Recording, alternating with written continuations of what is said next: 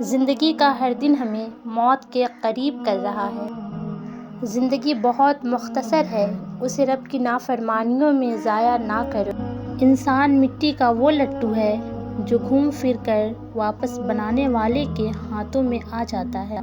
آدمی اچھا تھا، یہ الفاظ تب سننے کو ملتے ہیں جب سماعتیں اس قابل نہیں رہتی زندہ لوگوں کی قدر کریں۔ ساری عمر کوئی جینے کی وجہ نہیں پوچھتا، لیکن مرنے والے دن سب پوچھتے ہیں کیسے مرا۔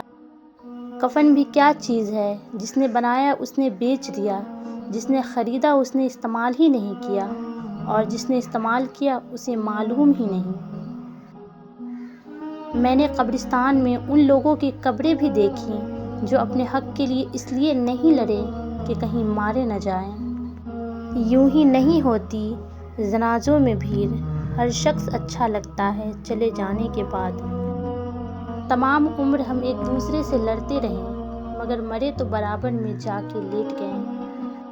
قبرستان ایسے لوگوں سے بھرے پڑے ہیں جو سمجھتے تھے کہ دنیا ان کے بغیر نہیں چل سکتی۔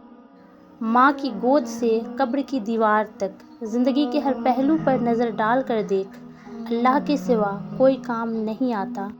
مجھ سے کسی نے پوچھا زندگی کیا ہے؟ میں نے کہا قبر کی منزل اور آخرت کو یاد کر کے رونا۔